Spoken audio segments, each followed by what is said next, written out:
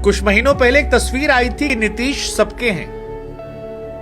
अब यकीन हो गया है कि नीतीश जी एक्चुअली में सबके हैं। चचा का जब मन करता है तो इधर पलट जाते हैं और जब मन करता है तो उधर पलट जाते हैं। तो हमको लगा कि जब चचा इतना पलटते हैं तो क्यों ना उस पलटने की पूरी कथा हम आपको सुनाते हैं। हम आपको बताएं कि चचा ने कहां से पलटना शुरू किया था और कहां तक वो पलटते जा रहे हैं, क्योंकि अब फिर पलटे हैं बीजेपी की तरफ और कहा जा रहा है कि इस्तीफा देंगे, उसके बाद फिर शपथ लेंगे और 9वीं बार बिहार के मुख्यमंत्री बन जाएंगे। वैसे ही बड़ी गजब कहानी है कि बिहार में कोई लड़का 17-18 साल पहले पैदा हुआ होगा, 20-22 साल पहले, तो उसने नीतीश जी को मुख्यमंत्री बनते देखा होगा। वो कहता होगा सरकार भैया आरजेडी की है, सरकार बीजेपी की है, मुख्यमंत्री कौन है? नीतीश बाबू। कभी लालू यादव ने कहा था कि लोगों के मुंह में दांत होता है, नीतीश जी के पेट में। हालांकि नीतीश जी ने भी कहा था मर जाएंगे लेकिन बीजेपी के साथ ही जाएंगे। अमित शाह जी ने भी कहा था कि नीतीश बाबू अगर मन में चल रहा है लड्डू क्या पाएंगे तो हम आपको आने नहीं देंगे, लेकिन अब चल रहा है और हर आदमी पलट रहा है। कल तक जिनके लिए चचा थे नीतीश जी, अब वो लोग पलटू राम कह रहे हैं।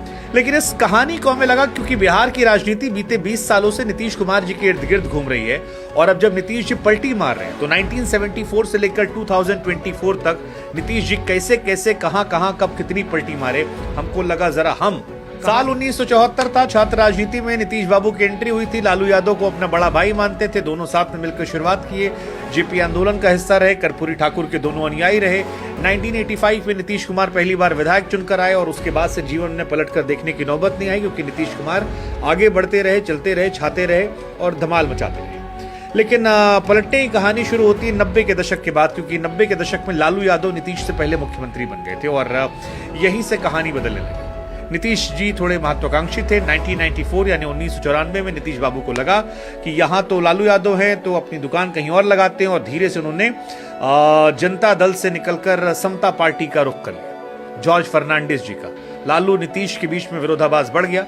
अलग अलग कहानियां हैं, अलग अलग किस्से हैं, कुछ लोग लालू जी को दोष देते हैं, कुछ लोग नीतीश जी को दोष देते हैं, लेकिन नीतीश बाबू ने यहां से अपना एक अलग रास्ता बनाया और उसका असर यह रहा कि नीतीश जी 1994 में अपने एक नए दल के साथ जाते हैं, जॉर्ज फर्नांडिस जी के साथ मिलकर समता पार्टी गठन होता है। 1995 में नीतीश जी जॉर्ज फर्नांडिस और वाम दलों के साथ चुनाव लड़ते हैं। हालांकि वाम दलों के साथ चुनाव लड़ा, उसमें नतीजे नहीं आए, तो नीतीश जी का मोह भंग जो था वाम दलों से हुआ। इसके बाद उनकी जिंदगी में आ गई बीजेपी और बीजेपी के आने के बाद नीतीश बाबू के दिन अच्छे हो गए और धीरे धीरे बीजेपी के साथ मिलकर उन्होंने सरकार बना ली। सरकार ऐसी बनाई कि फिर 1996 से लेकर 2013 तक नीतीश बाबू बीजेपी के साथ रहे। नीतीश बाबू मुख्यमंत्री बनते, सुशील कुमार मोदी उप मुख्यमंत्री बनते, बागों में बहार था, सब अच्छा चल रहा था। लेकिन फिर नीतीश जी की महत्वाकांक्षा बढ़ गई।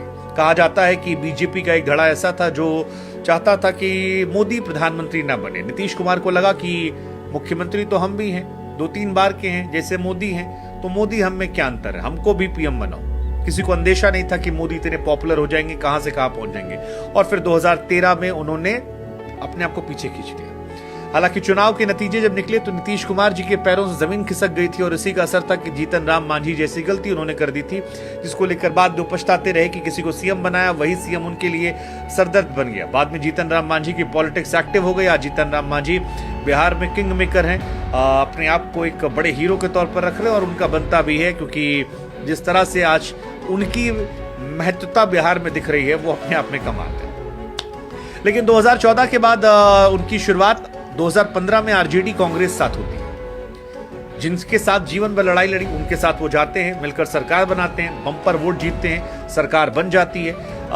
लेकिन फिर मोह भंग जो है कुछ ही सालों में आता है। 2 साल के अंदर नीतीश कुमार का तेजस्वी यादव से मोह भंग होता है और महागठबंधन से नाता तोड़ लेते हैं। उसके बाद वापस लौटते हैं, सुशील कुमार मोदी डिप्टी सीएम बनते हैं, नीतीश बाबू फिर से मुख्यमंत्री बनते हैं। 2017 से लेकर 2022 तक नीतीश कुमार बीजेपी के साथ रहे, लेकिन 2022 के बाद धीरे धीरे मामला गड़बड़ होने लगा और 2020 में क्योंकि चुनाव के नतीजे जो आए थे उसमें बीजेपी पर नीतीश बाबू को लगा कि यार हमको बीजेपी खाने के मूड में, और इसी वजह से नीतीश बाबू नाराज हो गए।